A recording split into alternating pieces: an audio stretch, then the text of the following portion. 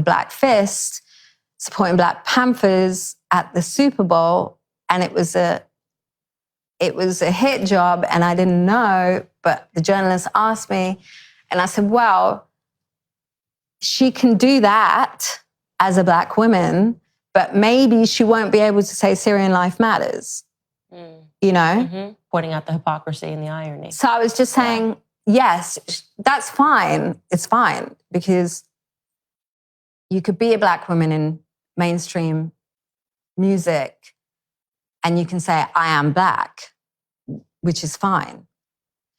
But I was like, she also supported openly the Hillary Clinton campaign and the Obama campaign. She would not be able to talk about the war in Syria. Mm-hmm. But then the counterattack that I got and the way they cancelled me was to say, Black people are Muslims too. So how dare you say that? But that just didn't make sense. It never makes any sense. So it never makes any sense. I was like, but I know that Black people could be Muslims. That's not the point I was making. I was specifically making a point about if you are a mainstream artist who politically funds the campaign of this candidate who's then engaged in a war over here, would they speak out about it? No.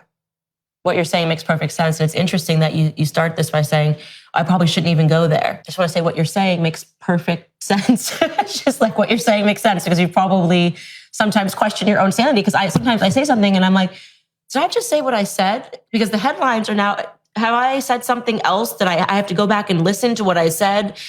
And that is the power of the gaslighting machine, is that they start to make you, I don't know if I should even say anything at all, because no matter what, you lose by even opening your mouth. Saying you're not Black, so you can't speak on it, you know, is another thing that has happened since then in a wider, you know, it's been that argument of you're not this, so you can't talk about it.